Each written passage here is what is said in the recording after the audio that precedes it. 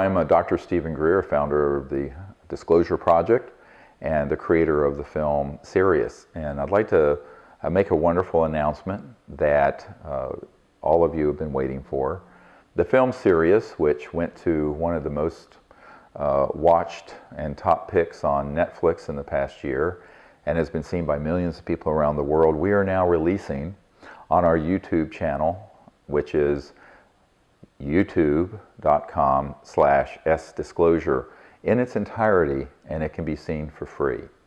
And we're doing this because we want the public to see the last crowdfunded film we did, and we'll have that as a foundation for education for anyone who wants to see it, but also to introduce the next film, and that is this documentary feature film called Unacknowledged, an expose of the greatest secret in human history. And it will have a book that goes with the film and will be launched with a massive disclosure event and celebration and concert. We want everyone to be able to see this film, but we would also like, if you can, to contribute to the crowdfunding campaign. Not only in contributing your network and networking with friends and other organizations, but also how you can contribute, even if it's just a few dollars, to this campaign, so that we have enough resources to do this next project, which is a campaign that ends illegal secrecy on UFOs and free energy once and for all. It is not just this one film and book that is going to be supported, but a whole initiative that goes on into the future. So enjoy the movie, Sirius. Many of you have seen it, many have not. And I hope that you can also support us in this next project, Unacknowledged. Thank you very much.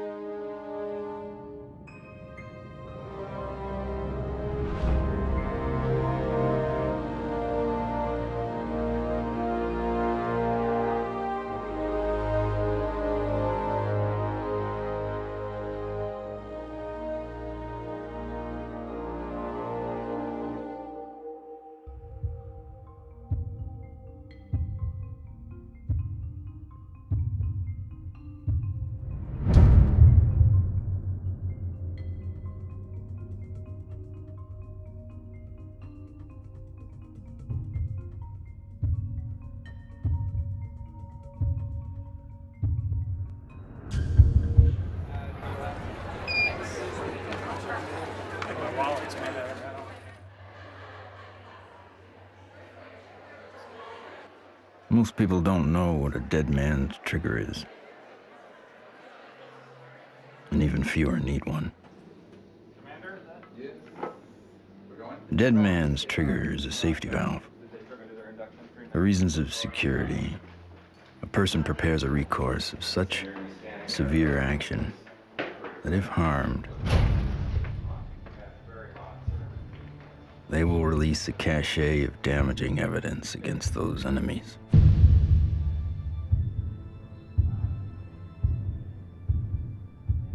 Given his situation, Dr. Stephen Greer is one of those rare men.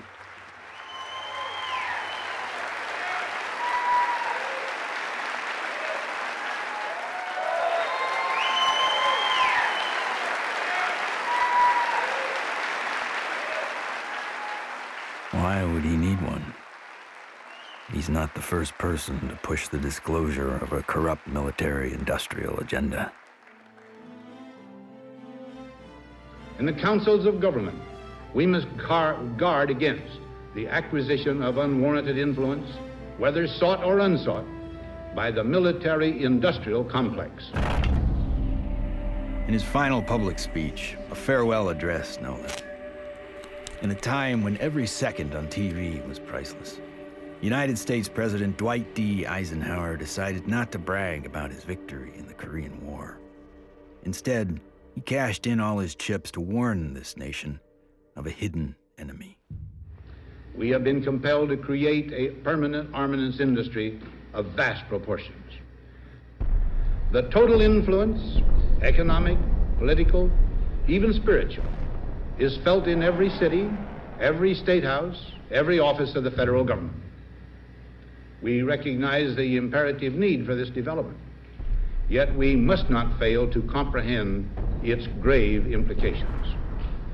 When I was with Lawrence Rockefeller at his ranch in 1993, he turned to me and he said, "The implications of this are so vast and so profound that no aspect of life on Earth will be unchanged by its disclosure." I said, "Yes, Lawrence, that's why it's been kept secret. It's not because it's trivial, it's because the implications are so profound."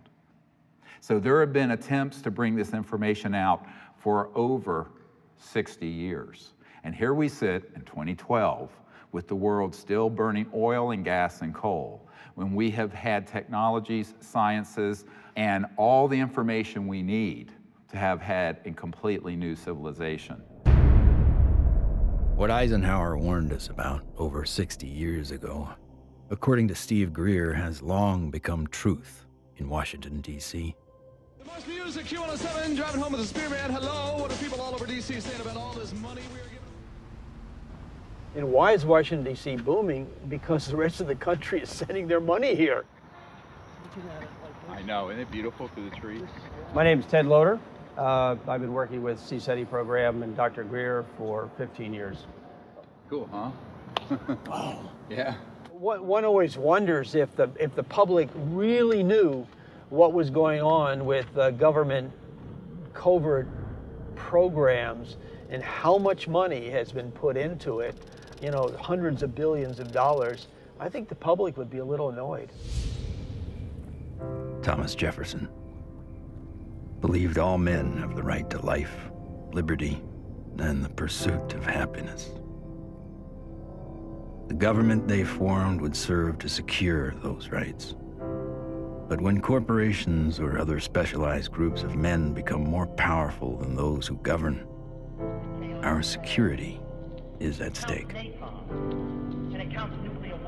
Thomas Jefferson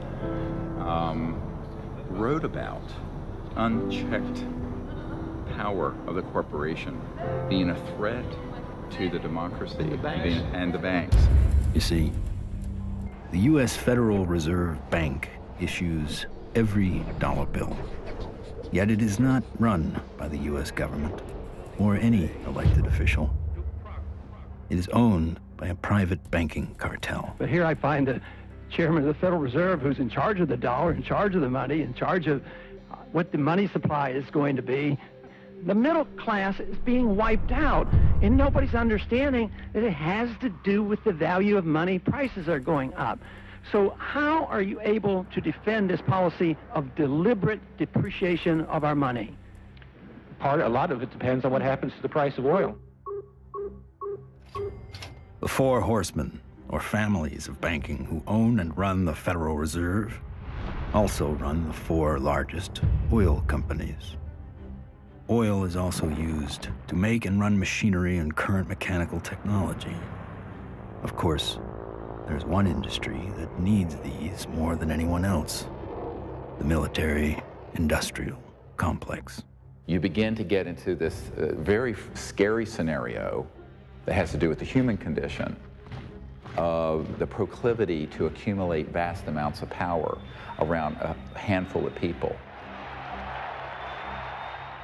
All right, sit down and shut up. And right now, these misanthropic sociopaths are running the planet into the ground. When Congress or whatever else or budget directors say, well, we've lost $100 billion in black program, what does the public do? What can the public do? We can complain to our congressmen, but our congressmen can't get any information. With lobbyists, interest groups, campaign funding, the economic powers that be have learned to control the political sphere. These politicians become almost like placeholders. And they don't realize that until they get into the White House or into the Senate Intelligence Committee. It doesn't matter who the president is. They're going to do what they want to do. And that which is good for them isn't always good for everybody else.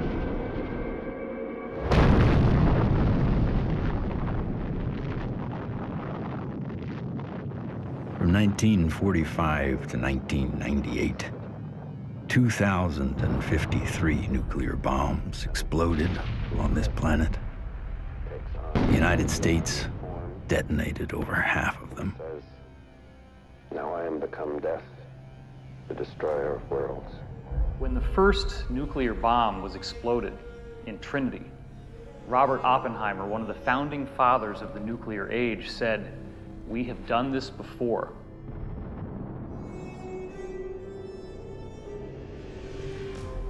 It could have been that Oppenheimer was speaking about weapons described in the ancient Sanskrit texts like the Mahabharata, in which they refer to a bolt of iron charged with the light of 1,000 suns. This bolt of iron was hurled in anger and led to an explosive event which is very graphically described in this religious scripture, specifically showing all the key indications of radiation sickness and the various problems with nuclear weaponry that we've come to expect. When we started detonating thermonuclear weapons, atomic weapons, and developing these sort of destructive technologies, the civilizations that have been watching this planet for millennia said, oh my God, these people are going way off the reservation. They are now an existential threat to themselves, but also to other planets potentially. All over the world, we see very conclusive evidence that ancient people were in contact with extraterrestrial life. The Japanese said that their civilization was given to them by a people they called the Dogu, who came from what they described as Anemono Torebune, which translates as bird boat universe, meaning flying boats from the universe. The ancient Sanskrit writings in India have elaborate descriptions of vimanas, or flying craft. These texts are thousands of years old. They predate any conception that we have of spacecraft or aircraft. But evidence is not just found in ancient texts. It is also captured in our ancestors' art, as if it was plainly obvious that ET vehicles appeared in ancient skies.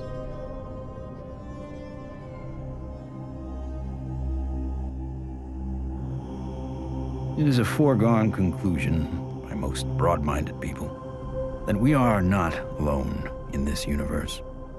The question is, how close are they? And we all looked up at once. It was almost like an intelligence told us, hey, look over here, we're here.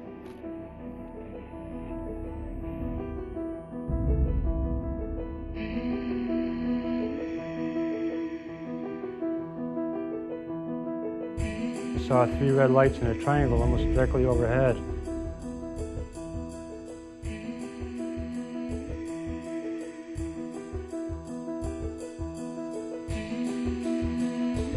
I saw these things and I ran inside and got my brothers and sisters. it actually lifted up, and it could actually turn. I'm gonna ask you to look away. I love my hands, but I wasn't one who believed that UFOs might exist. I was satisfied they exist. the life I have isn't what I'd seen. They estimated 100 yards from the left wing was this 100-foot disc.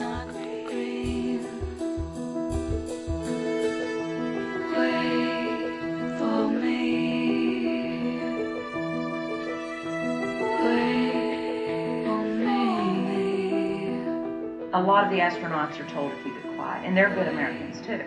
They develop the film from the moon, everything that's done by NASA.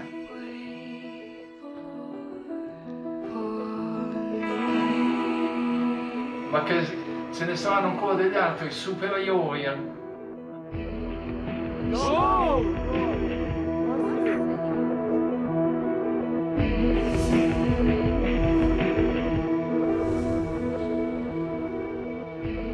There's so much evidence out there that even if less than 1% is true, that would be enough to collapse the current paradigm and change the whole planet.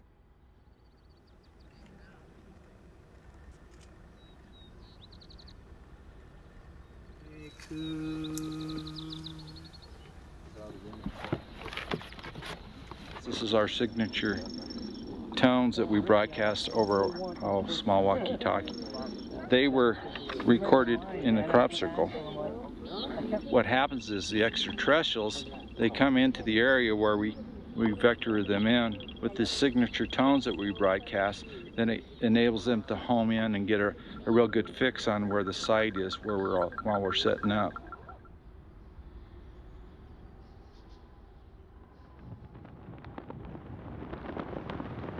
The whole concepts of the crossing point of light, the physics of consciousness, and interstellar communication all were developed on a kind of a vision quest we did here in '95 or '96. Astronomer J. Allen Hynek developed a scale to identify the types of human ET encounters. From his original 3 categories, a 4th, more controversial, has been added, CE4. Even more controversial, Stephen Greer added a 5th kind of encounter, CE5, human-initiated contact. So, how is this done? Given Schrodinger's idea that the number of all minds in the universe is 1, in order to make this type of contact, a human could potentially access that single inner consciousness through intense meditation and then visualize his location down through the Milky Way to the planet Earth to wherever he sits under the stars. In theory, then, any extraterrestrial passing by would be able to hear the broadcast and know exactly where to go, if they choose to do so. It's interesting how many people have never been out in a place like this where they can see the whole Milky Way galaxy. Most people who come for a week, it alters their life. There's meditation techniques, there's remote viewing techniques, and once you start learning these processes and refining them, then you can make contact more quickly, more easily, and be more of an asset to the group. Checking to be sure that there's no source from anyone else, so that when we do start having electromagnetic signals through this, we know that it's a legitimate source. My name's Emery Smith. I've been with CSETI for approximately 3 years. Getting the baseline reading from us. My duties consist of a couple things. I am Dr. Greer's head security detail. I also am their photographer. I operate anywhere from 2 to 6 cameras at one time. Yeah, that's our craft. It was over the mountains in this direction. Many of the craft that are coming in are transdimensional, and the way I understand it, not visible to the human eye.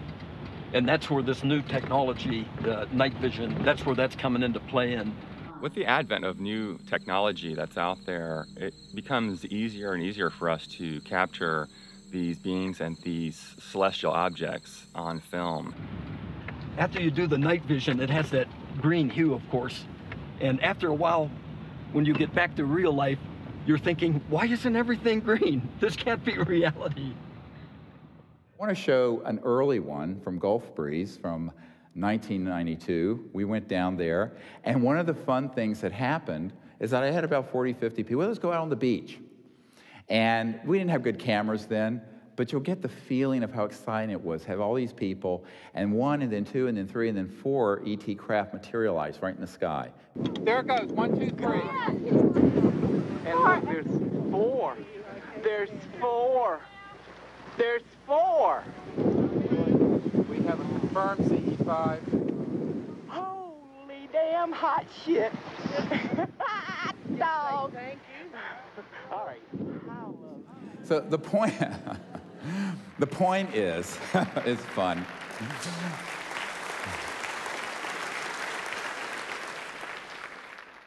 It's your responsibility to go into meditation, find a little bit of time, 10, 15 minutes, and remote view who's up there and how many.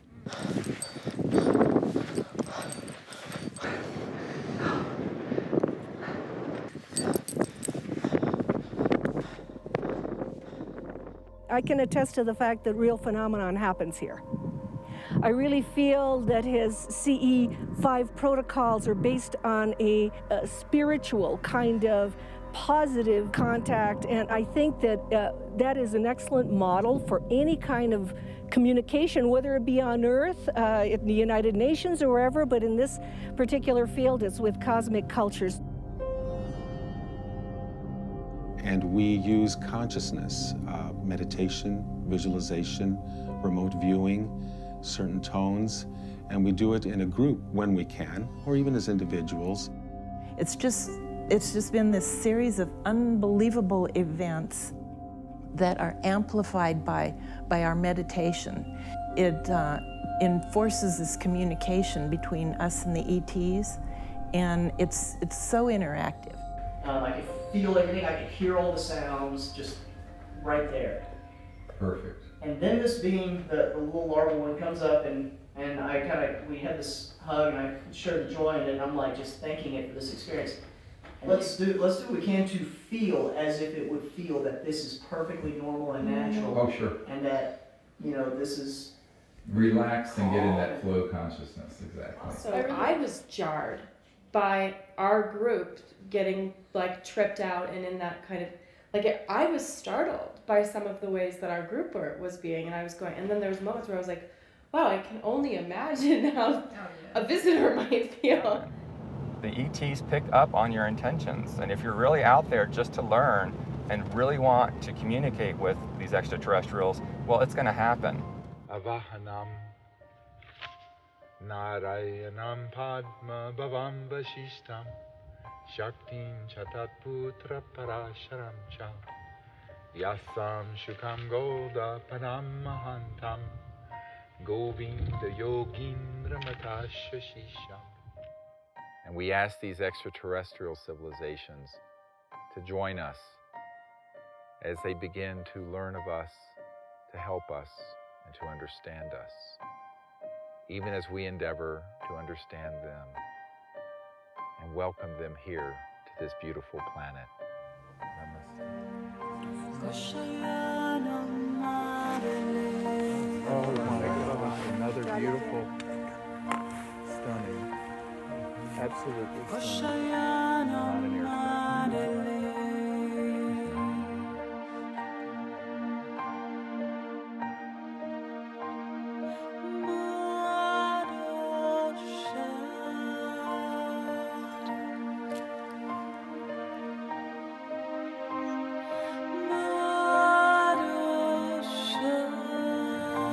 Oh, here comes a military plane very quick. Yeah, there's a very fast military. Okay, they're gonna go. Oh. It turned right to it. Yeah. Whoa. Literally, my heart literally sunk when the jet got to where the craft had to phase out.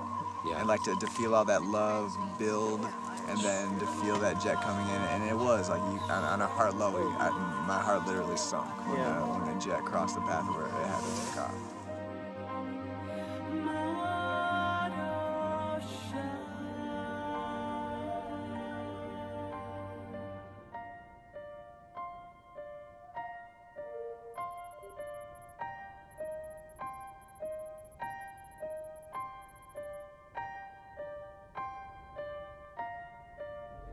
So in the camera, that's what you got. You got like this light traveling, and you can see it's not like a satellite where it's got like a path.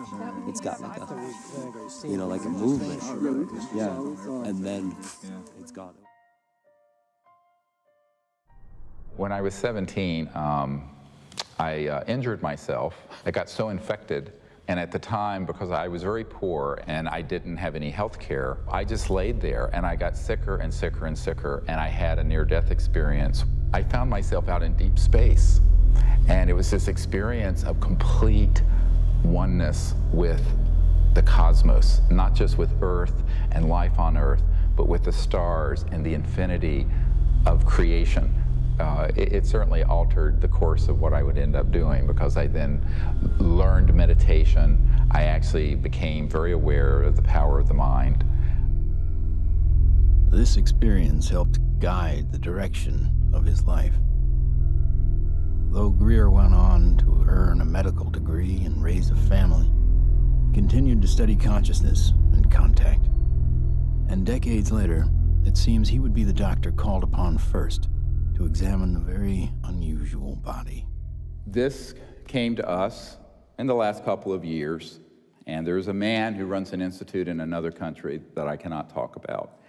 But he came into possession of a little creature. It is humanoid. It does not look human. We have acquired an EBE, an extraterrestrial biological entity. We're flying over to Europe soon to take some tissue samples and do some DNA testing. This was found in the Atacama Desert. We don't know how it came about. Here's the great view of the face and cheekbone, very complex. Now there is a fracture here, and behind this right ear is caved in, and that's how this ET being was killed. We have the best scientists in the US from Stanford that are going to be doing the testing itself to see what this really is, and also to rule out what it's not.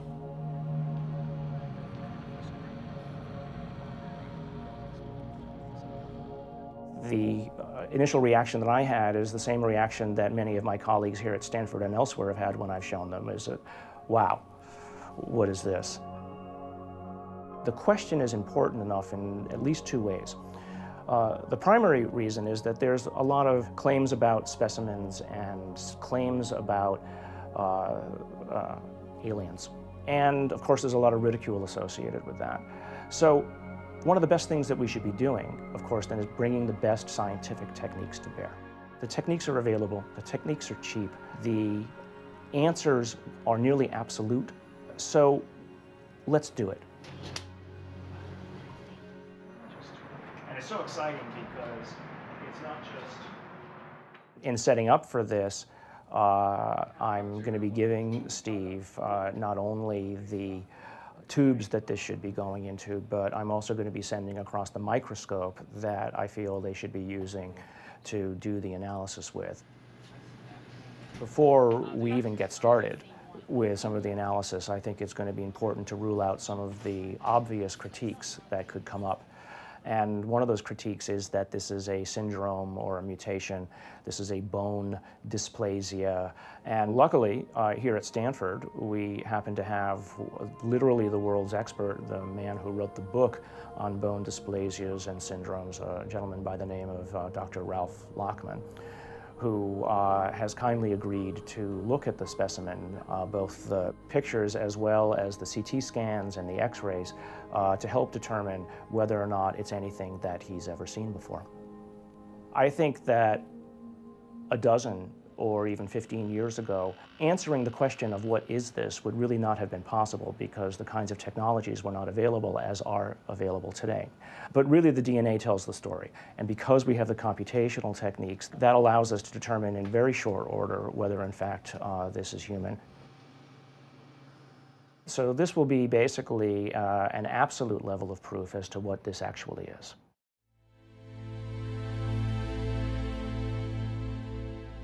The problem is not proving that UFOs exist. It's when you begin to expose the energy and propulsion systems behind how they're getting here. You're talking about unveiling an entirely new science that would replace oil, gas, coal, nuclear power, public utilities. And this is the $600 trillion problem. The patent office, after they fired me, I had to wait 6 years before I got rehired. Everybody at the office was avoiding the case. But when they finally did, the arbitrator wrote an 85-page report on how the media had caused my dismissal. So I only got a 30-day suspension out of the whole thing, which was taken out of the tiny little bit of 6-year back pay. So that was great. Yeah, it was. Yeah, it made it all worth it, so to speak, because that's how we were able to open the offices and stuff. It was very comfortable. No feeling of being shocked or anything else, just a good feeling, comfortable. What scientists need to do, and normal people need to do, is they need to look at the hardcore evidence, decide that, oh my gosh, ETs are real, and then get over that. And if that's the case, then you can start extrapolating, because they're getting here, which means they have solved the physics problem, if you will. That's an actual photograph that Mark Whitford took, a friend of mine. And you see the stars in the background. So this is a fixed camera. The craft was a triangular craft moving away from him, and all of a sudden it makes a right angle turn. Apparently it has what I would describe as inertial shielding. It's the only way something can make a right angle turn without having everybody killed inside of the craft. Though we experience inertial forces every day, their origins remain a mystery. However, there are theories that point to interactions between objects with mass and a quantum energy field. Inertia is due to the zero-point energy interaction. So you're interacting with a charged matrix, which is a zero-point field. If you try to change that, then you get a reaction force. There must be an interference shield of electromagnetic nature that would stop that interaction with the zero-point field. And you can suspect that UFOs have already figured this out, because they wouldn't be flying around and still have inhabitants. New energy scientists today are attempting to find new ways to define the relationship between electricity, gravity, magnetism, and propulsion. But as history has shown, change does not always come easy. It's like Newton. Why is that apple falling? Nobody ever asked that question before or even tried to come up with an answer. And Newton comes up with something called Newton bucket, or Newton's problem. The only guy that solves it 300 years later is Einstein. So, how smart can we be?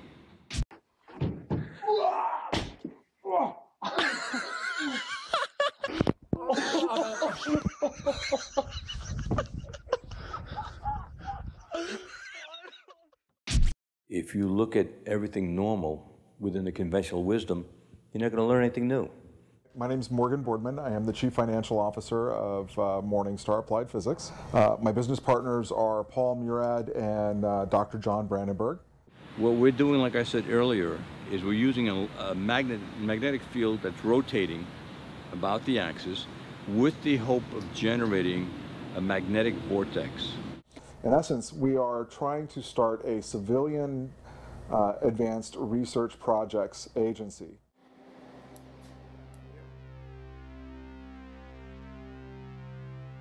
Okay, all right, so basically we have 4 options. Option 1 is a retarded potential. Option 2 is a lagging image, right? Yeah. Option 3 is pointing vector as a motive for propulsion, or how that may be what's happening, right? Yeah. And that's actually taking angular momentum and changing it into linear momentum if it's working the way we want it to, right? Yeah. Okay, and then the fourth one. The fourth one is that we are somehow either generating and or absorbing gravity waves. Do we accept Einstein's viewpoint that thou shalt not go faster than the speed of light? If you look at a black hole, the comment is the gravity is so strong that nothing leaves. But it does have something that leaves the black hole, and that is gravity. So does that imply that gravity moves faster than the speed of light? Could be. Gravity is another one of those seemingly self-evident forces that has raised a number of questions. How does it really work? How can we use it to our advantage? In the mid-1920s, T. Townsend Brown discovered that electric charge and gravitational mass are coupled, and that by building devices that harness these interactive forces, we could create advanced propulsion. At about the same time, Nikola Tesla and Thomas Edison won the Nobel Prize in physics, but both refused it. Tesla was at the end of a long career of inventing. He had advanced technology in the fields of X-ray, radio waves, internal combustion, and, of course, atmospheric electricity. When everything was said and done, he had earned 112 U.S. patents. He proved that electricity can travel wirelessly in the air, and ultimately died penniless. However, his work did influence many others, most notably Lester Hendershot and Dr. T. Henry Moray. Hendershot invented a magnetronic generator to energize an impossible flight, if fueled by gas, that took Charles Lindbergh and the Spirit of St. Louis from New York to Paris. Dr. T. Henry Moray developed the Moray valve, a device for extracting radiant energy from the zero-point field, and demonstrated this device hundreds of times and had dozens of signed affidavits supporting his science. Yet in the end, even these two notable scientists were ignored and bullied. Dr. Moray's device was hammered down and broken into pieces by a competitor, and before he could finish reconstruction, he passed away of natural causes. Hendershot fled to Mexico to continue work, but was found dead at 61 years of age, attributed to suicide. There's all kinds of skullduggery that happened there. I don't think T. Henry Moray ever got a decent chance to ever do anything with that. There is absolutely no question that T. Henry Moray had a system that produced about 50 kilowatts out of a 55-pound box. The conventional electrodynamics model does not allow this to happen. In other words, it doesn't allow you to extract excess energy from the vacuum and use that to power your load. It costs just as much to restore it as was used to destroy it. So we got to put in more than we can ever get out in a load with such a squirrely circuit. And that's the only kind of circuit we've used in power systems since day one. We're still building them. We're still making power systems that deliberately kill them. So we pay the power company to have a giant wrestling match inside his generator and lose. In the 1950s, there were some very provocative articles saying that, oh, electrogravitics is the best thing since sliced bread, how all the aviation companies are now backing electrogravitics, they're all doing experiments on it. Well, within a couple of years, there was no news at all. Once they figured out that they could really control gravity, 1954, it all went black.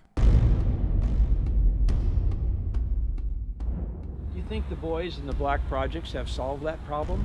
Because it sure sounds like it from what the witnesses have told me. I wouldn't know. I wouldn't know. Sorry, but I can't even think about it. I see so many things in my life, it's just hard to say. A local inventor has discovered a way, hear this, to use water to run your car. What Stan shared with me was interesting. In order to run this engine off of water, we've also had to learn the ability to adjust the burn rate of hydrogen to co-equal the fossil fuels. So he applies for a patent, and then he gets a call from actually a visitation by two guys from the Pentagon. The Pentagon flew a lieutenant colonel in last week to look at Meyer's invention. There's talk of possibly using it in the Star Wars defense program and to run Army tanks. But he asked that this become a public patent so that the civilians could benefit from it. And he indicated that if we don't do that, overseas people will.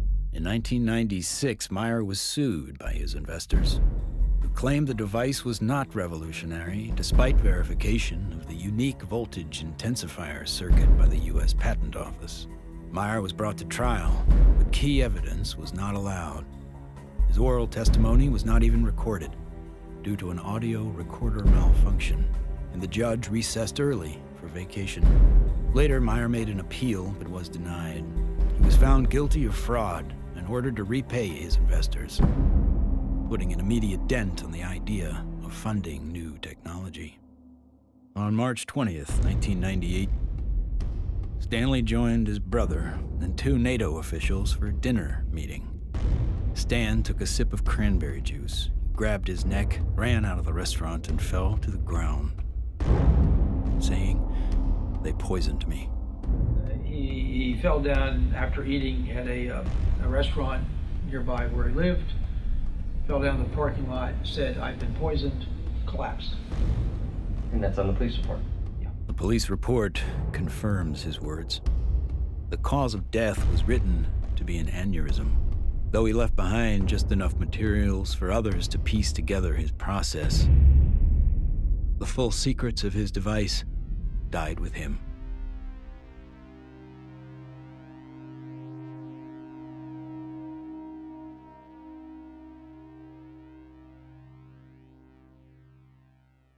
So from this, I began to do more work with the administration, various people, friends of the president, the Rockefeller family.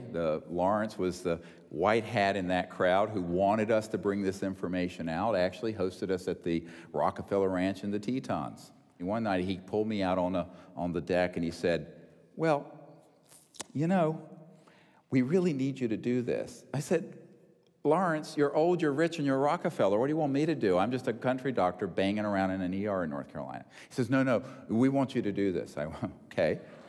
So I'm the throwaway guy. I'm the guy you can throw away because my life doesn't matter. We are back in Rachel, Nevada with our first 2 distinguished guests. Stephen Greer is a North Carolina doctor. He does a lot more than watch the skies. He fires off messages, and he says that someone or something is responding. Dr. Greer is looking for close encounters of the 5th kind. What, at this minute, do you believe? Our assessment at this point is that there is at least one extraterrestrial civilization which has managed to make its way to our corner of the universe. And number 2, that there's no evidence at all that they have hostile intentions towards this planet. And number 3, that the priority at this point must be trying to establish some sort of a liaison to them, some sort of a diplomatic liaison to them, and that's what we're working on. Is there a continued cover-up? Yes. Do those at the highest levels of government agencies know that there's a cover-up? Not necessarily.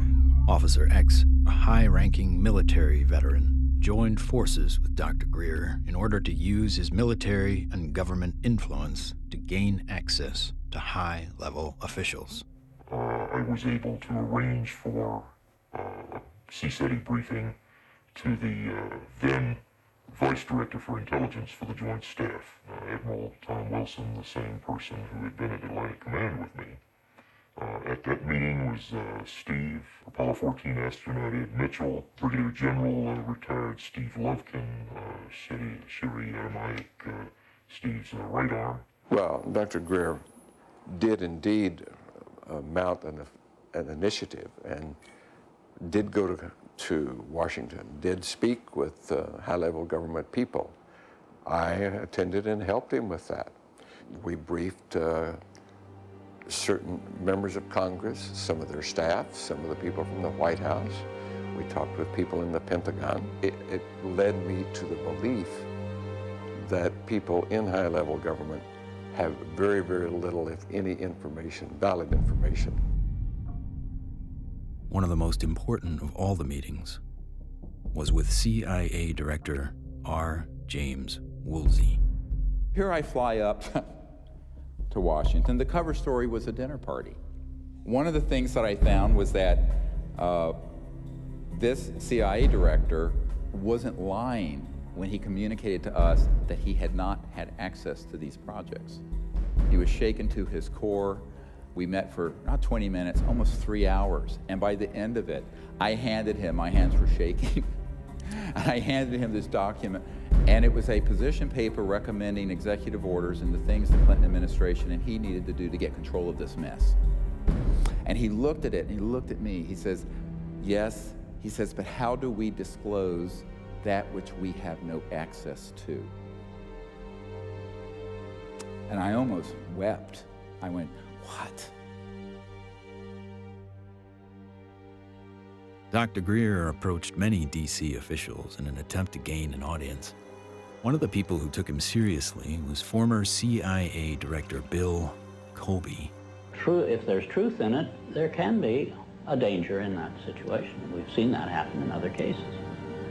I said, you have to consider the possibility of some danger to not only your reputation, but to your person. I mean, people do react rather violently to some kinds of charges, or particularly if they're true.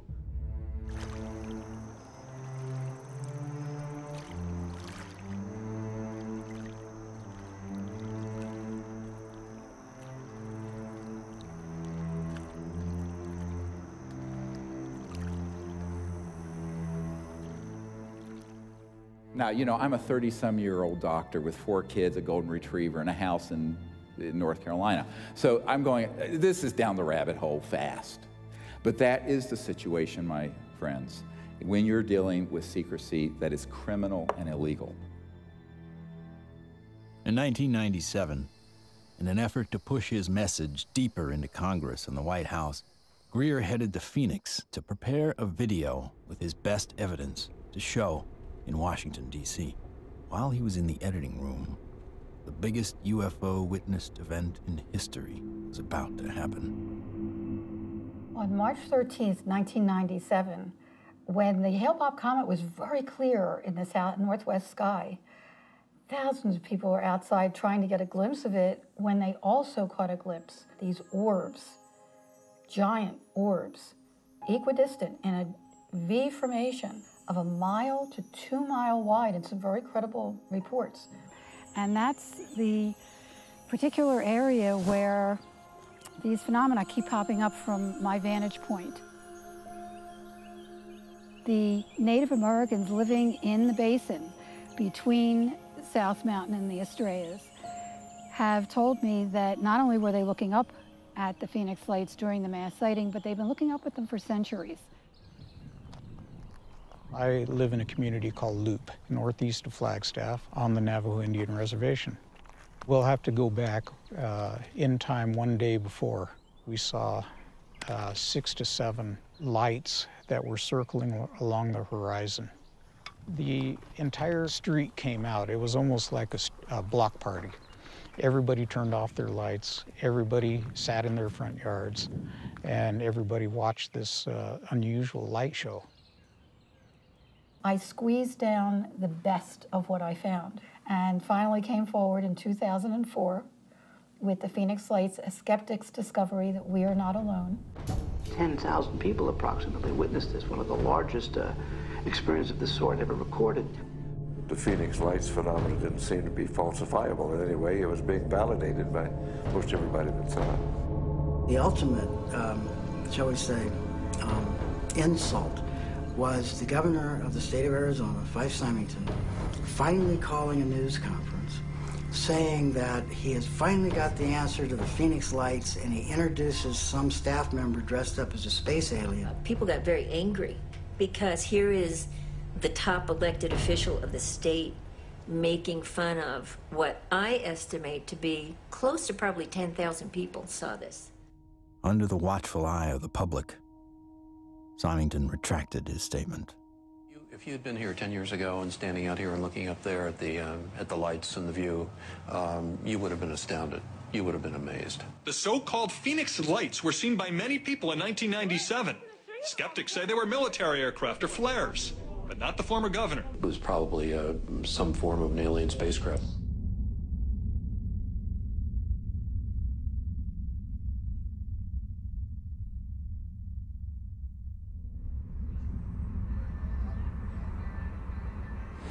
On our way to Barcelona. Barcelona. To retrieve the evidence. Dr. Bravo. Hi, baby. Are you ready for the trip? I'm ready for the trip. I'm so excited. We're going to do some very wonderful work, and I can't wait to get the results. Upon arriving in Spain to look at the being for the very first time, I was kind of skeptical.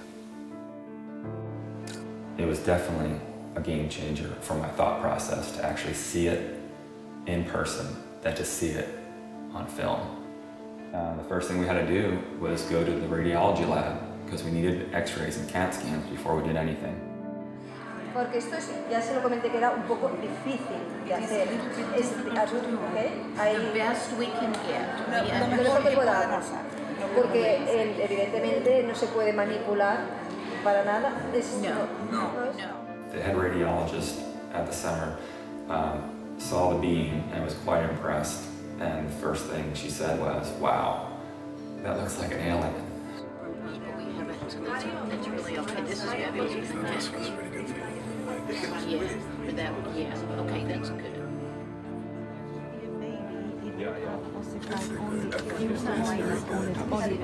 This one is complete. And when the CAT scan images started coming up on the computer, it was just profound. And I saw inside the bone, and I saw, organs and lung material, brain material. I knew that this was not a hoax, it was not fake, that this was actually some sort of living creature. Right, well, if somebody made it, they have a future in microsurgery because they were smart enough then to put in these millimeter-wide bone holes where the arteries go in to feed the bone marrow.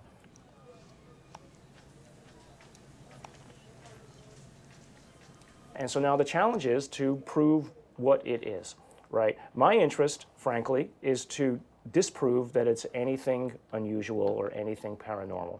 I would like to prove that this is human. I would like to prove that this is just an interesting mutation, but obviously if you leave your mind open, or I should say if you leave your mind closed to alternatives, you'll never see what those alternatives might actually be. In every situation with scientists, your reputation's at stake. I have every expectation that even doing this is going to lead to some ribbing from some of my colleagues, right? But I think that that's perfectly acceptable because at the end of the day, who's going to validate these things? If someone isn't willing to step forward and do it right, then you're going to have it sitting out there forever, hanging in limbo, right? I mean, if you let other people and their opinions stop you from believing what you know to be true, then all you're doing is stopping the possibility of progress. Anytime anybody tries to study this subject seriously, we're subject to ridicule. I'm a full professor at a relatively major university, and I'm certain that my colleagues at the university laugh at me and hoot and holler behind my back when they hear that I have an interest in studying unidentified flying objects. There's really a subtle kind of suppression at play here. You don't worry about what the CEO of Enron thinks about what you say. You worry about what your friends think. You worry about what your parents would think if you posted whatever you care about on Facebook or something. We take the risk to appear to be a crackpot. There may be people who are going to be threatened by that for any number of reasons. My feeling was that I was involved in a lot of strange activities, so I tried to say to myself, let's not look at this with too much exposure and mention it because there's a question of credibility. This should be the subject of rigorous scientific investigation and not the subject of rubbishing by tabloid newspapers. MUFON is the Mutual UFO Network, and it was founded in 1969 by Walt Andrus. And our mission statement is the scientific study of UFOs for the benefit of humanity. MUFON is the world's largest UFO investigative organization. We have approximately 3,000 members worldwide. Approximately 500 of those have their PhDs. These are people who really would like to delve deep into the UFO phenomenon and try to figure out not only what it is, but how it's happening. Armed with what he thought was some of the best available evidence, including the Phoenix Lights, Steve Greer organized a Project Starlight briefing before several Congress, Pentagon, and White House staff members. Things seem to be on track for disclosure. Of the device and the internal, all of it. with a lot of detail, and this is a cutaway. This was done and escaped government control, whereas the Bentwaters case took 20-some years in England. So this is in our possession and not the Ministry of Defense. So, Or it would never be found. Where it'd be going to a black hole. Right? But then the bad news came. Sherry Adamiak, Steve's partner and longtime friend, along with Steve and another team member, were all suddenly diagnosed with a malignant cancer. I've had these experiences since I was a child or a young man, but to articulate them so other people understand them, I need someone with capacity to hear it. She was that person. I mean, it's been, you can't resolve it's things. been very hard for me. Oh yeah, you know, I you know. get up I know every it has day, been. you know, but.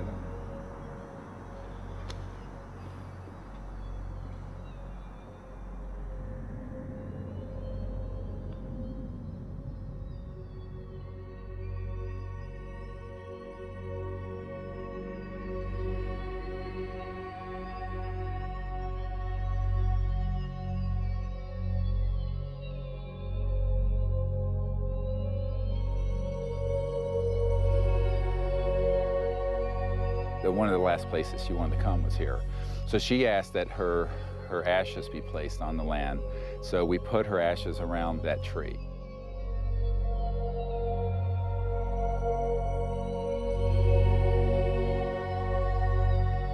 I don't take anything for granted, frankly, and so each time that I do a presentation or lead a group, I think, this may be the last time.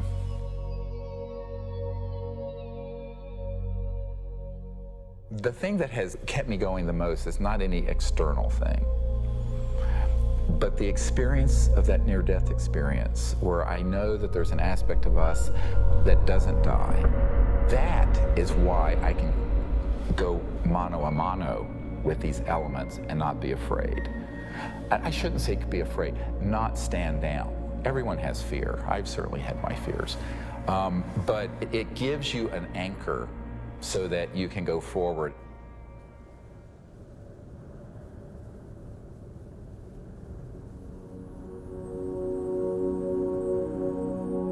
More than ever, Dr. Greer understood what he had always sensed. It was not the power of a cosmic field or quantum vacuum that would propel us into a new world. It was the mind. This really is the opening to an entirely new science of consciousness. You can maybe think of consciousness as a television set. On the TV screen, you see pictures and sounds and so forth. And if you tried to find out where that was coming from and you looked inside the television, you're not going to find it. It's not there. The signal is in the radio waves around it, invisible to us, that's being interpreted by the television as pictures and sounds. So this is very much like the state of how we understand the mind and consciousness. Dr. John at Princeton proved that putting your awareness on a device that was a random number generator would affect it. So you have this random number generator and it's producing 50-50 ones and zeros. And then you introduce a person into the picture and you tell them, try to affect it with their mind. Think more ones or more zeros. You measure that, and sure enough what they found was that there are more ones or more zeros being produced that correlate to that person's intention. So we can see effects being produced forwards and backwards in time, which is really strange. Distance doesn't seem to matter as much. You can get the same strength of effects if you're right in front of the REG or if you're on the other side of the planet. Consciousness is a non-local field, and it isn't limited to your brain waves and body. Dr. John once had the opportunity to ask the Dalai Lama if he thought the random number generators themselves were conscious. And the Dalai Lama thought about it, and his reply was that if you think they're conscious, then they're conscious. Just like consciousness can have positive effects on the zeitgeist or ether, it can also work the other way. Unfortunately, when you start to deal with inventors who have anomalous results that seem to be over unity, Paranoia seems to accompany that process. And John Searle's famous for having a circular magnetic device that has both energy and propulsion built into one unit. And the electric company felt that this guy was stealing money, took him to court, went to jail, his house caught fire, and all of his property and all of his designs burned. The concept of freedom, this sort of idea of people having the liberty to pursue happiness and to pursue abundance, this has been completely, in a sense, turned upside down. We actually reprinted a report on the military involvement of the Department of Energy. And it's so extensive, it's the major operation that goes on there. There have been over 5,000 patents that have been sequestered by the national security state, taken out of the public domain. Many of them deal with energy technologies. It's a policy that the military seems to feel is necessary for national security. However, at this point, we often wonder, 50 years after World War II and the Cold War, whether such sequestering is necessary. Suppression of new technology would be an obvious plague on the idea and strength of a free market system. Yet, it still seems to happen right in front of our eyes. And this is a huge controversy, one of the largest, maybe most intense controversies in the history of science. There's nothing worse, I've found, than suggesting to academic physicists in particular, and academics in general, that they are not only wrong, but disastrously wrong, catastrophically wrong.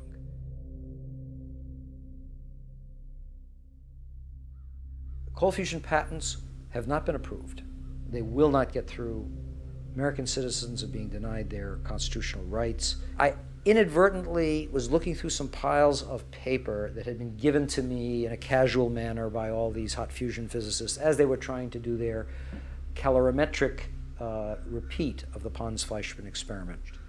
And I was stunned. I couldn't believe what I was seeing. It looked like monkey business to me at the time, and it has turned out to be exactly that. It was represented as a negative result when it was positive.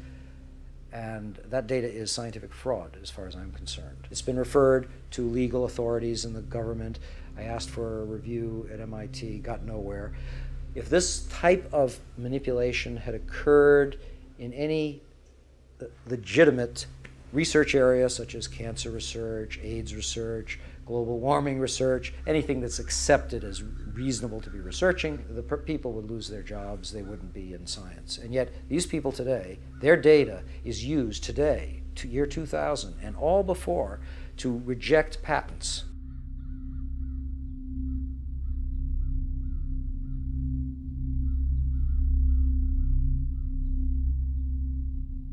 Yes, there is serious criminal activity going on that ultimately must be rooted out.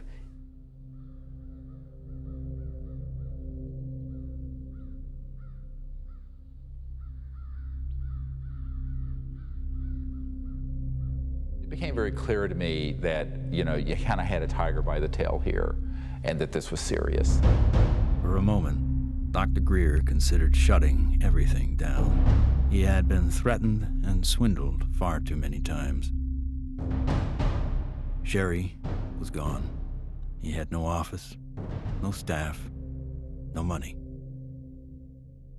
Back in 1998, I was given information by a friend that Dr. Greer was having a conference. Literally the month that Sherry Adamek passed away, within 30 days, I have this scheduled event. So I went to the conference and learned some things and listened. And so she just on a lark came, and she's an emergency doctor like I am. And what really grabbed my attention was he was getting all this information from military witnesses. That was in 1998. By 2000, when we were planning and storyboarding and working the whole disclosure project event out and pulling together all these hundreds of witnesses, we didn't really have the funding to do it. But she got so supportive and involved that she lived very modestly and took all of her excess income and donated it. And I want to acknowledge some amazing people that are here. Dr. Jan Bravo, without whom we would not have the Disclosure Project. But it's not just the funding she's provided, it's the moral support and the encouragement and the friendship. And so she's just become a very key person. And, you know, it's sort of metaphysical and odd that literally the month that Sherry Adamek passed away, within 30 days, I have this scheduled event. Not alone anymore. With the support of a loyal team, Dr. Greer grew his witness list from a couple dozen to over 200. And see that little dot right there? That dot don't belong there.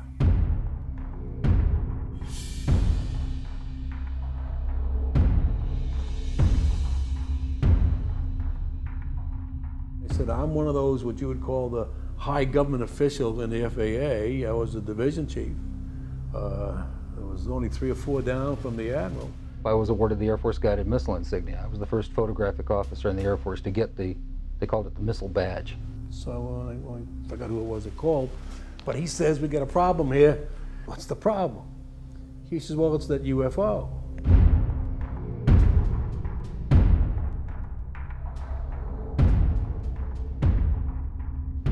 We weren't launching real nuclear weapons, we were launching dummy warheads. They were the exact size, shape, and dimension and weight. And we were looking down southwest, and the missile popped up through the fog. It was just beautiful. And I hollered, there it is. And our guys on our M45 tracking mount with 180-inch lenses on it got it. We sent the film back down to Vandenberg. The Japanese airline, 747, was coming from the northwest, going across the Alaskan territory. He called and asked the controller if the controller had any traffic at his altitude.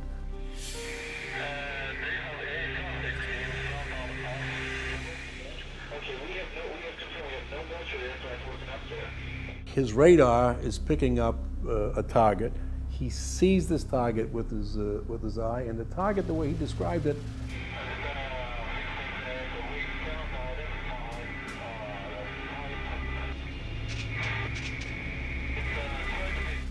a huge ball with lights running around it, and I think he said it was like 4 times as big as a 747. I was called into Major Mansman's office at the 1st Strategic Aerospace Division headquarters. And Major Mansman said, watch this. There was the launch from a day or 2 before it at Big Sur. We watched that stage burn out, we watched the 2nd stage burn out, we watched the 3rd stage burn out, and it's going like this. And into the frame came something else. It flew into the frame like this, and it shot a beam of light at the warhead, fires another beam of light, goes around like this, we're going like this, fires another beam of light, goes down like this, fires another beam of light, and then flies out the way it came in. And the warhead tumbles out of space.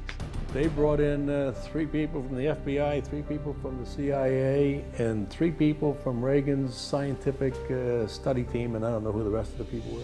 When they got done, they actually swore all these other guys into that this never took place. Who said that? Who was saying? This was one of the guys from the CIA. Now, I saw that.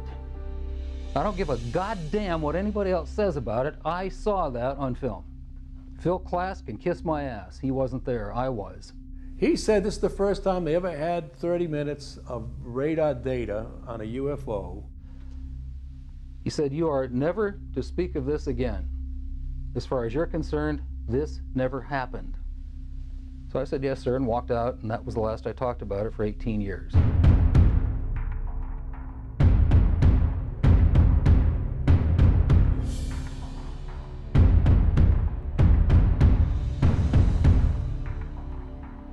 I had the original video that I took, and I had the pilot's report, and I had the FAA's first report that was all downstairs on my table.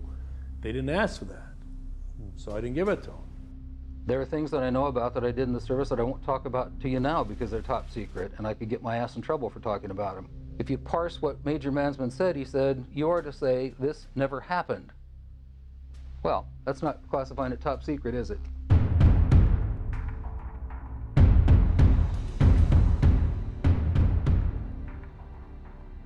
And I was a part of a United States Air Force cover-up for 18 years. But who do you tell that you were involved in a UFO incident without them looking at you like you ain't wrapped too tight? What we photographed up there affected me for the rest of my life and made a huge impact on my understanding of the universe and of governmental manipulation of our minds.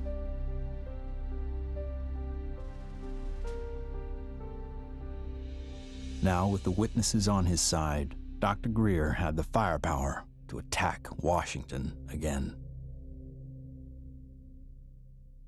We are not alone. That's the message a group of pilots, scientists, and former government officials want Congress to hear. 21 members of that group already have testified in Washington for what's known as the Disclosure Project. And we had all volunteers who organized that whole event. And there was no paid staff. So when people look at that whole period, we didn't have an office, a secretary, and one paid staff person. But we did it. Dr. Stephen Greer heads up the Disclosure Project, a group that compiles information from people who say they've encountered extraterrestrial forms of life. 20 years ago, in 1980, I was a security specialist assigned to RAF Bentwaters. Objects made incursions over our WSA, fired pencil-thin beams of light into them, and adversely affected the ordnance, possibly. There were bodies that were involved with some of these crashes, also some were alive. What do members plan to do with their information? They hope Congress and President Bush take notice. We are asking for the U.S. Congress and for President Bush to move towards an official inquiry and disclosure on this subject. Those that don't want to believe you will never believe you anyway, so it doesn't matter. It doesn't change the truth. A spokesperson for the Senate Science, Technology, and Space Committee says no congressional hearings are planned right now. Elaine Quijano, CNN Headline News. I stand before you today in my almighty God, and I tell you this. If Congress calls me in and says, will you testify in detail what you know, I stand here today prepared and ready to do just that. Governments must never lie to the people. Thank you.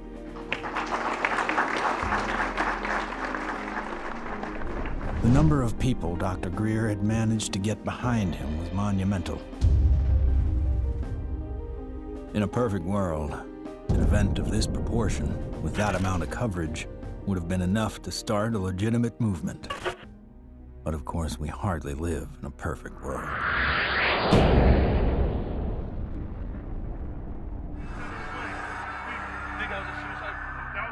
Yeah, don't say it. It's on, you know it, right? I don't know, guy. Everything's fucked up. 9/11 became the mother of all news stories and completely changed the game for everyone. Fear, panic, and strife were imprinted in the public consciousness. To what end? Not to go after Al-Qaeda, but rather to invade the sovereign nation of Iraq. Given such a drastically overt misstep on the part of a U.S. government led by an oil family, the question on some people's minds is whether or not this disaster was exploited, or worse, engineered. The Gulf of Tonkin in the Vietnam War, Chiang Kai-shek in the Korean War. False flag operations are nothing new. However, according to some, the ultimate card to play might be yet to come. How do you grow the $1 trillion military-industrial complex that Eisenhower warned about into a $2 or $3 trillion program? You got to have a bigger enemy out there. Von Braun's purpose in life during the last years of his life, his dying years, was to educate the public and decision makers about space-based weapons. First, the Russians were the enemy against whom we're going to build space-based weapons. Then terrorists would be identified, and that was soon to follow. In 1977, I was at a meeting in Fairchild Industries, and in that room were a lot of charts on the walls with enemies, identified enemies, names that people had never heard of, names like Saddam Hussein and Gaddafi. But we were talking then about terrorists, the potential terrorists. No one had ever talked about this before. And they continued the conversation about how they were going to antagonize these enemies, and that at some point there was going to be a war in the Gulf. According to these theorists, after the military-industrial complex had its war against terrorism, the next enemy that Dr. von Braun identified on Earth would be third world country fanatics. But with no more enemies left, the people would soon be taught to look to space. The next enemy was asteroids. Now at this point, he kind of chuckled the first time he said it. Asteroids, against asteroids, we're going to build space-based weapons. So it was funny then. And the funniest one of all was against what he called aliens, extraterrestrials. That would be the final card. And over and over and over, during the 4 years that I knew him and was giving his speeches for him, he would bring up that last card, and remember, Carol, all of it is a lie. 99% of all the information out in the public on this subject is well-crafted disinformation designed to scare people to support the next phase in global warfare. And this kind of corruption is why the only things that are being made on this subject are things that redound to paranoia and fear in the military-industrial complex. I occasionally think how quickly our differences worldwide would vanish if we were facing an alien threat from outside this world. I don't think we're moving forward if we trade, factional and ideological war from one ethnic or religious or economic system into an interplanetary conflict, because that's A, not survivable, and B, would be even worse in terms of galvanizing the world around a military structure. That has been the central organizing principle of our society for a few thousand years, actually. It is hard to concretely prove that 9/11 was a false flag attack because the people behind it are so good at covering their tracks, especially with the compliance of the mainstream media. If you had trillions of dollars, you'd be pretty good at it too. The adversary is closer to home. It's the Pentagon bureaucracy. According to some estimates, we cannot track $2.3 trillion in transactions. $2.3 trillion in transactions. According to the Comptroller General of the United States, there are serious financial management problems at the Pentagon. Fiscal year 1999, 2.3 trillion missing. Fiscal year 2000, 1.1 trillion missing. And DOD is the #1 reason why the government can't balance its checkbook. I would like for you to respond to the questions that I've put to you today. I've forgotten what the second question was. How does one carve out a billion unacknowledged or 10 billion unacknowledged taxpayer dollars?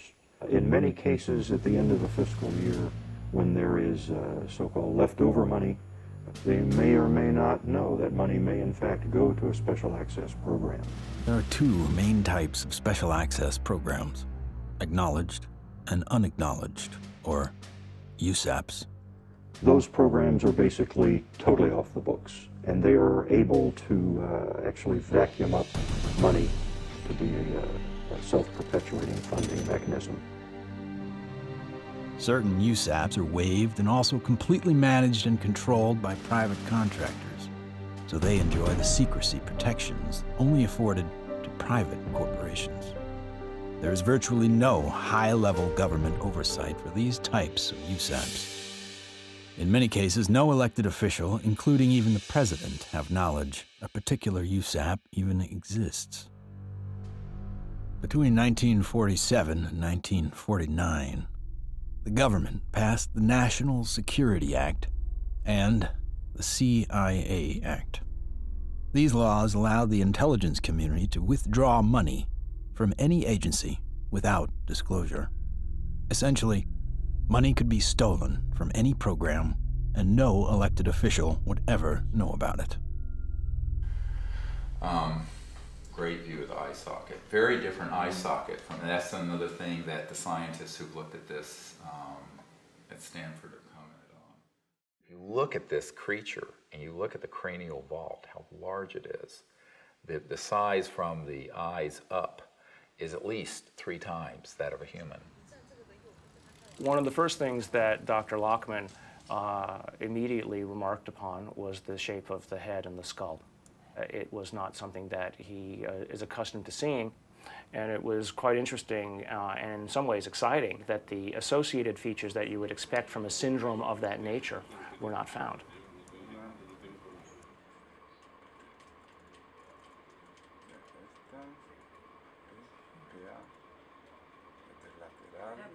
This specimen does not fall under any known, to me, class of disorders or syndromes. In many respects, the proportions of the spine and extremities are normal. The major abnormalities appear to be 1, the size of the specimen, mid-face hypoplasia and underdevelopment of the jaw, and that the specimen has only 10 ribs.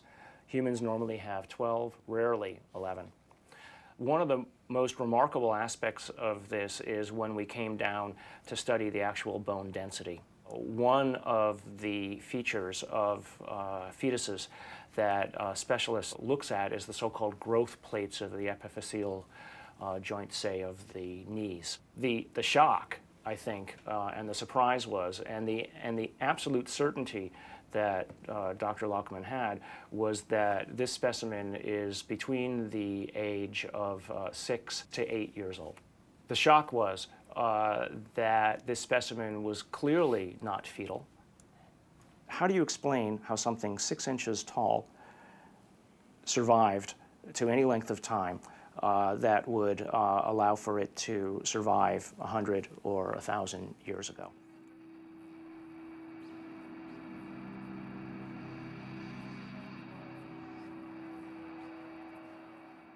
And what amazes me is the media. Well, they're so compromised on this, they don't dare do anything but follow the company line on it. The company line being a series of lies. This is a document talking about the current program at the CIA. And it says that the PAO, Public Affairs Office, has relationships with reporters from every underlying major wire service, newspaper, news weekly, and television network in the nation. In many instances, we have persuaded reporters to postpone, change, hold, or even scrap stories that could have adversely affected national security. Now, what's the purpose of this? The CIA has no mandate for anything domestic. The FBI is domestic. What the hell is this? Where are we now? We are in a bread and circus. This is a phrase used to describe the creation of public approval, not through excellent public policy, but rather through diversion and distraction. No, I'm not doing that. I'm sorry. You are driving me nuts. That's ridiculous. Keep people fat, keep them happy, keep them diverted, and keep them entertained with drivel and shock and nonsense. That's, unfortunately, the sort of thing that has taken the place of news and information. So that what we're seeing today is a world in which perception is being managed by as little as 5 major media corporations who collectively control magazines, newspapers, corporate news websites, television stations, movies, documentaries. Who are these people? Who could be behind the curtain? Who could possibly be controlling us so effectively? A shadowy government with its own Air Force, its own Navy, its own fundraising mechanism, and the ability to pursue its own ideas of the national interest, free from all checks and balances, and free from the law itself. Majestic 12 is real. Notorious MJ-12, which is no longer called MJ-12. I'm trying to find out the new name. Basically, it's an oversight group intermingled with the National Security Council and the National Security Planning Group. They have full control. They have no congressional oversight whatsoever. They answer to nobody. Whatever activity is going on, to the extent that it is a clandestine group, a quasi-government group, a quasi-private group, it is without any type, as far as I can tell, of high-level government oversight. And that is a great concern. Ladies and gentlemen, the very word secrecy is repugnant in a free and open society, and there is very grave danger, for we are opposed around the world by a monolithic and ruthless conspiracy that relies primarily on infiltration instead of invasion, on subversion instead of elections.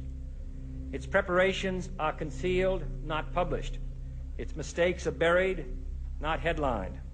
Its dissenters are silenced, not praised.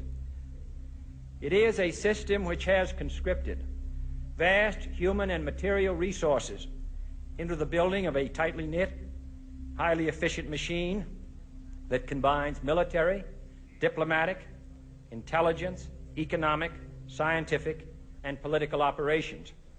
And we are, as a people, inherently and historically opposed to secret societies, to secret oaths, and to secret proceedings.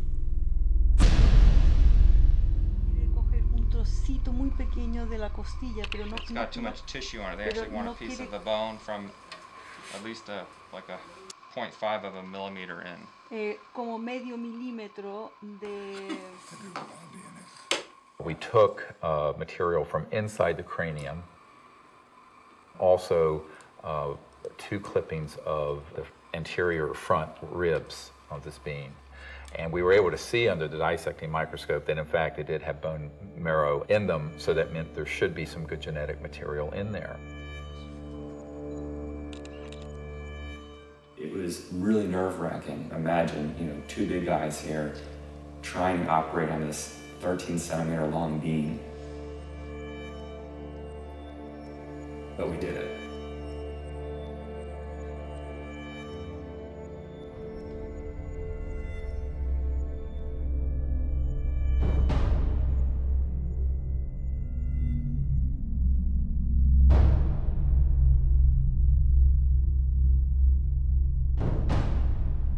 The DNA analysis is being done by some of the world's best, but even the world's best need to be cross-checked, which is why I'm doing the 3 different facilities.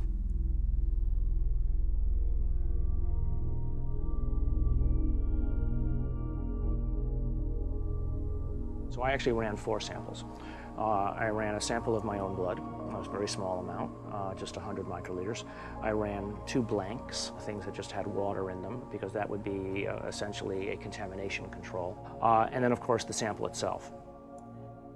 And really, the all-important first result was whether or not there was, in fact, any DNA which was isolated. And the actual shock for me was when I got the amount of DNA out of this sample. It was way above what I had originally expected.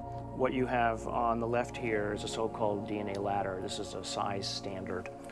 This one on the end is, in fact, my DNA, and it has an expected size distribution as well as some banding. And validating the original measurement is this analysis that basically shows that we have a nice distribution for the sample's DNA. When we physicists look for alien civilizations, we don't look for little green men. We look for energy consumption. We look for type 1, type 2, and type 3 civilizations. What are we? We are type 0. We get our energy from dead plants, oil and coal.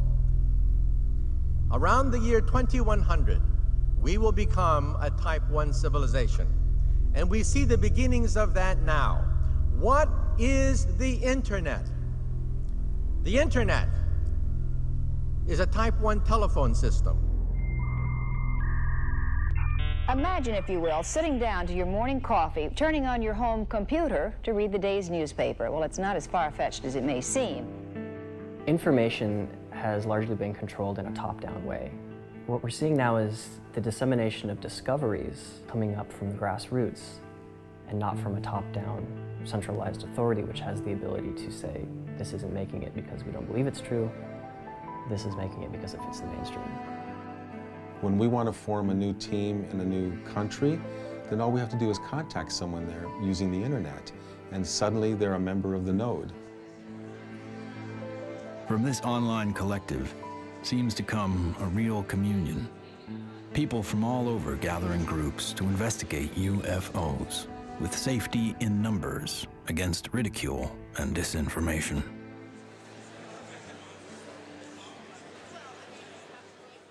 What we found in the past is we had a lot of anecdotal stories, but we didn't have a whole lot of data.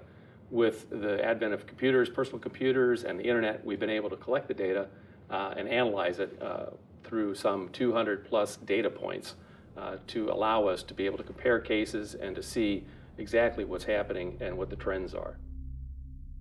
Nick Pope is our guest. He made this information public. He's also the former head of the Ministry of Defense's UFO project. So if anybody knows, we think it's you, Nick. The Ministry of Defense is in the process of declassifying and releasing its entire archive of UFO files going back decades. It's interesting and worth pointing out that while the British government is releasing their files and their documents, President Obama, who promised to do the same during the campaign, he still has not. 15 years. 15 years this spring. Oh my God. But I figured that, you know, after the disclosure project, we'd get this information out and we could go on with life. How do we keep battering the ram at this door? Where do we find the strength to keep going forward? When you think that you're the only person that has the knowledge, you become marginalized. Steve was instrumental in bringing together a large group who had been involved in this subject and who for the first time realized that they were not alone in trying to come forward on the subject.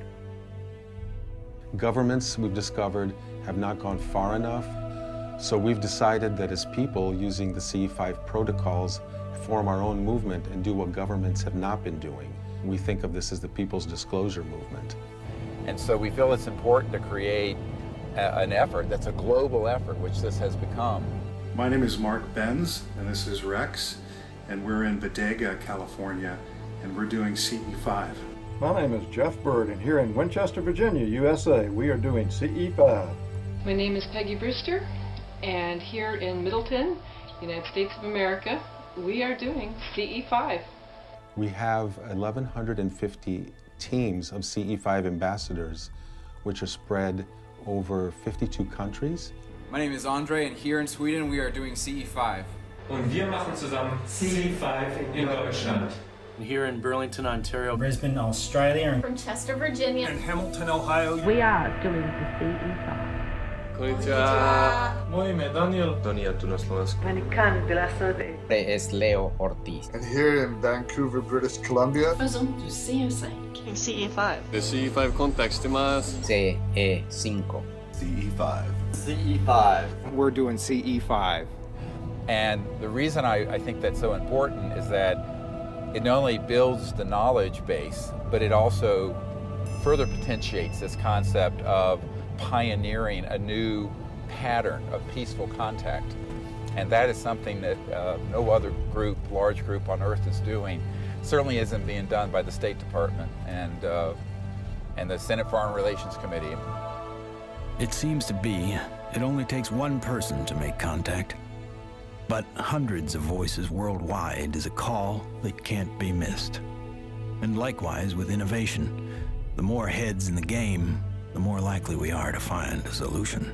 There's many, many technologies that people have talked about, many ways to the mountaintop. We have so many modes of converting quantum vacuum energy or zero-point energy.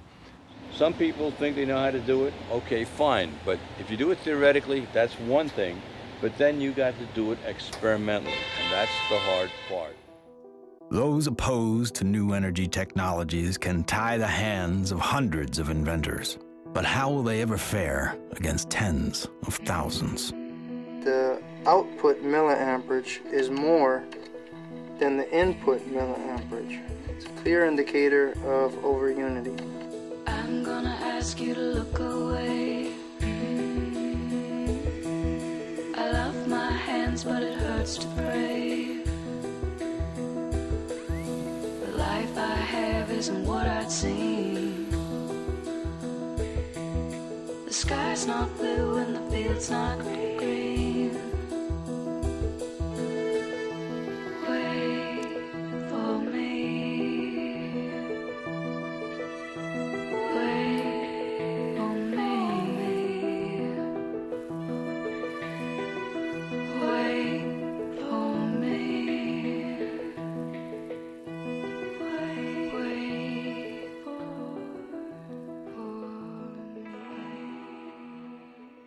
When you oscillate or vibrate magnetic fields, there's an effect in the gravity field. And how to do that linkage is what you're trying to get at, as I understand it. Maxwell's equations are in that term right there. And what happens is if you're going to have a gravitational effect, it's going to happen over there.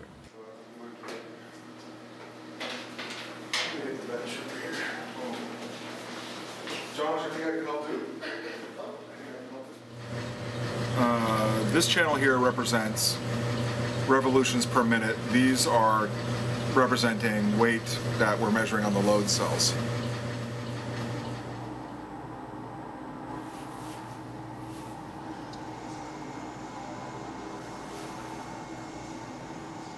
Full steam ahead.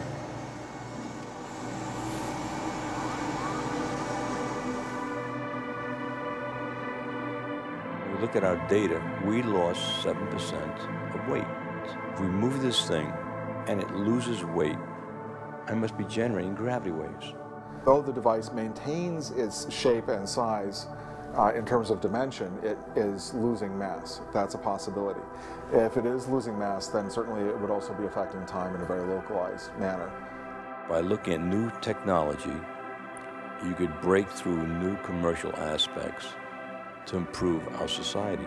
We should be looking for a disruptive breakthrough in this technology within the next 10 years. We're on the brink of developing any number of potential propulsion systems which would take us out of the solar system. I think we're going to beat NASA to the mark. So I graduated from the UCLA School of Engineering in 1976. I got a flyer from the School of Engineering inviting me to a lecture by Ben Rich. Ben Rich was the director of Lockheed's Skunk Works for 16 years. He oversaw a number of USAPs that were secretly managed at the Skunk Works, including, most notably, the development of the F-117 stealth fighter. Ben shared a slide set of about 40 slides of different things, starting with the U-2 spy plane, going all the way up to the stealth fighter at that time, mentioning that he couldn't talk about the other secret stuff. But when he ended his talk, he had a slide of a black disc zipping off into outer space. And he ended this talk with these words: "We now have the technology to take ET home." So you have to have vision, and you have to have the guts and the courage to go out past the steps and do something of any value, and we have to go past our grasp. And we asked him questions about it. What did you mean when you said we have the technology to take ET home? Ben shared three major things that I think are worthy of research by researchers worldwide at this point in time.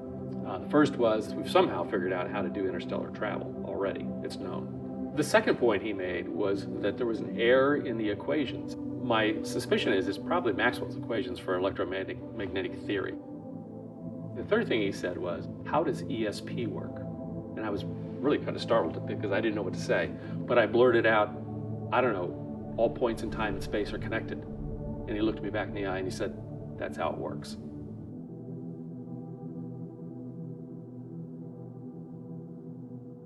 History has taught us that to simply innovate new technology may not be enough. We have to find a way to get past the suppression.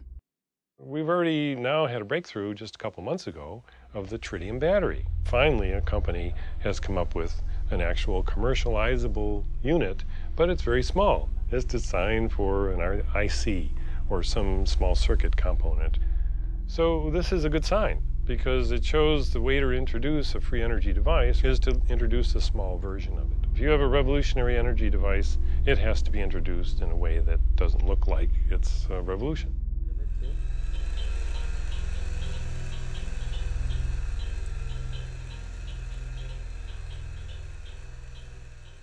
Science is always changing. I mean, even back in the 1960s, they thought that biofeedback, for example, was impossible. But now, of course, we know that that itself is an absurd statement. We have even toys on the market that allow people to play with biofeedback. These sciences have been around for decades. They have been ruthlessly kept secret because of the kleptocracy of what I call the petrofascists, the people who are hell-bent on maintaining the power of a centralized petrodollar oil, gas, coal system. So that does create scarcity because that is a zero-sum game. But when you take us off that system onto this new system, it's an entirely new macroeconomic order, and scarcity becomes non-existent. After years of disappointments, Dr. Greer and his team are now attempting to build an energy research lab in Virginia, where scientists and inventors with working prototypes will have a safe haven to build. So this is an example of how the analysis is done using what's called a genome browser. And it's more or less a schematic representation of the chromosomes and at a very high level of resolution. So the sequence that we got from the mitochondria tells us with extremely high confidence that the mother was an indigenous Indian from the Chilean area, and the haplotype is called B2A. Now, the other thing that immediately fell out of the analysis is that it's male. It has so-called Y chromosome material. In fact, it's got a full Y chromosome. It probably died in the last century, if I were to make a guess. I can say with absolute certainty that it is not a monkey, right? It is human, or as close to human, closer to human than chimpanzees would be. But when you count up the number of mutations that we're observing, what we're seeing is more than what we would expect to be caused by simple cell division. When the sequencer is creating or making these reads, it's doing it more or less at random. So what does the computer program do that people have written and designed? It takes every one of the little sequences and tries to match it against the known. And then anything that doesn't match, it puts in a little side file and says this is unknown. At a certain point, when enough knowns are matched, I can feel comfortable saying, this is human, right? But if I'm not careful and I don't pay attention to what's in the garbage can, right, what the computer program is throwing away, I could literally be throwing the baby out with the bathwater. What we've done is we've scaled back and we're seeing several chromosomes and pieces of chromosomes across the top, which basically leaves us with a very strange conundrum, right? Here you've got this 6-inch tall, let's call it human, right, because the DNA says that so far it's human, at least the way that we're looking at it. This gene, PCNT, which is known to be associated with primordial dwarfism, we don't have any mutations here. It lived to the age of 6 to 8. Obviously, it was breathing, it was eating, it was metabolizing, and it wasn't living in an environment where there was a lot of advanced medical attention that was given to it to allow it to live to that age. It calls into question how big the thing might have been when it was born. So genetically, you might explain that by saying that there's some advanced aging mutation, something that caused the bone to age anomalously quickly. A gene that's known to be associated with progeria, that also no changes there. So the next problem, of course, is the ribs and the number of ribs in the specimen. Only 10, whereas there are supposed to be 12. So there are no mutations which are specifically associated with that kind of phenomena because it's rarely, if ever, seen. The digits are all correct. The hands are all correct. There are problems with the face. So there's a mid-face hypoplasia, and then there's the larger skull. So again, I think in summary, there are genes associated with any one or two of the anomalies that we see in the specimen, but there is no mutation which is known to accommodate or call for all of the mutations. Even with the things that we know could be assigned to one or more of the anomalies, we don't find them in the genetics of this specimen. That leaves open the question, what genetics is causing the anomalies that we are observing. So although I entered this thinking DNA was the answer, it made me realize that in the context of the bigger biology questions, there are other levels of control that need to be understood and answered. The non-coding RNA, epigenetics, etc. And things that we probably haven't even thought of yet. So if I just look at, this is base pair 19,800,000 or so at this edge of the open region. I can go all the way over here, and now I'm at 21,000 or 22,000. So the answer is not finished, and it's not as easy as actually, frankly, I thought it was going to be at the beginning. So that's basically 2 million base pairs of DNA where nothing seems to sit. It's just like the way societies do things. They try to fit things in boxes. We have literally written a computer program that does exactly that, tries to fit it in the box. Doesn't seem very efficient, so on that basis, people would call it junk. But I think we now know that there's any of a number of other features of what DNA is doing in there. It is expressed. And so we need to be careful, obviously, that we don't let our instincts or the programs that we write to match our instincts make the decisions for us.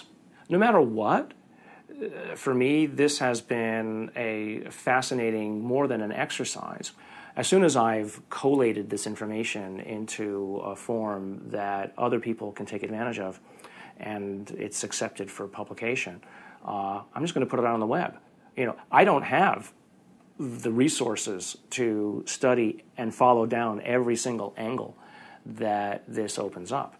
But you know, maybe there is a listener out there who will be sufficiently intrigued by this to do the analyses themselves, and maybe they'll find something that I missed. Great. If additional samples or examples are seen of this, I'll be the first in line to want to sequence it, because then all bets are off. I want to say other things here, but I also don't want to open myself up for, you know, attack. This search may have uncovered a major finding about life in the universe and its origins. What is this being? Could it be a missing link in evolution? Could it be an entirely new species? Or simply a disease we have never seen before? Or could this be an extraterrestrial being from another world?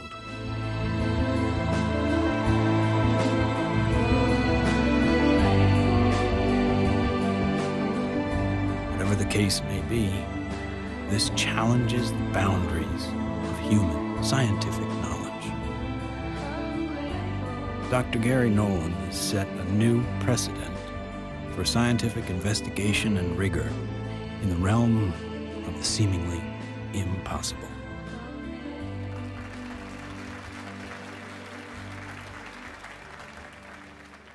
Now, we have now over 4,000 cases of extraterrestrial vehicles that have landed, 3,500 pilot cases, over 5,000 documents from the US government, and hundreds of thousands of pages of documents from 14 countries that have opened their files since the Disclosure Project was launched 11 years ago.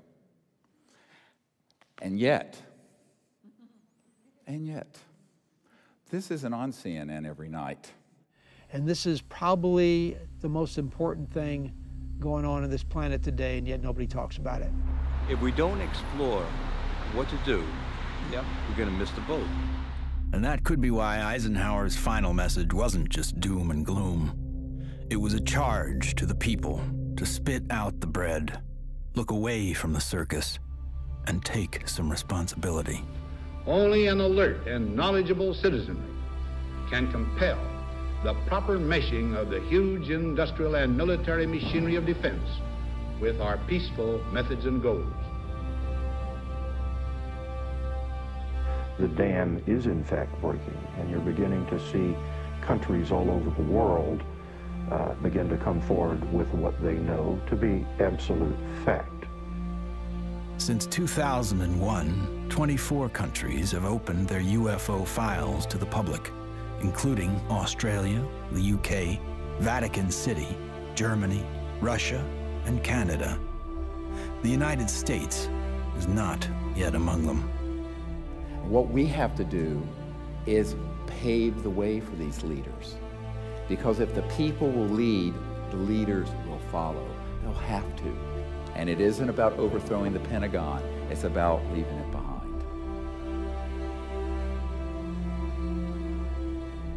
My goal when I started this was to make this so that I wasn't important at all in it, that there would be enough people that they go on without me.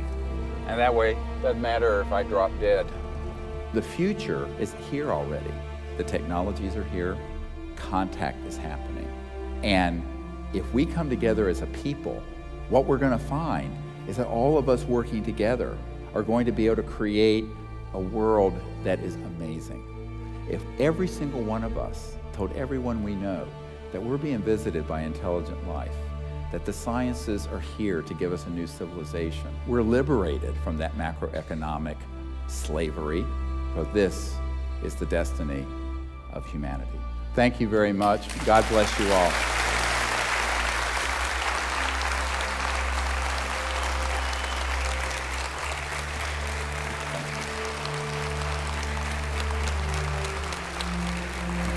Thank you.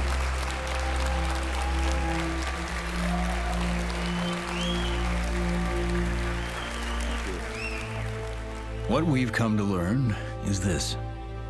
We are standing at the precipice of a new age. There is power in the many, but only when they're acting as one. That's when resonance happens. Whether joining together as a responsible citizenry against the forces standing to divide us,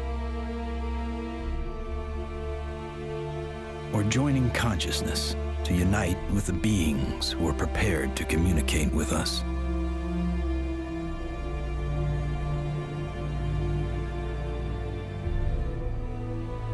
In order to succeed in this endeavor called life, we must come together as one.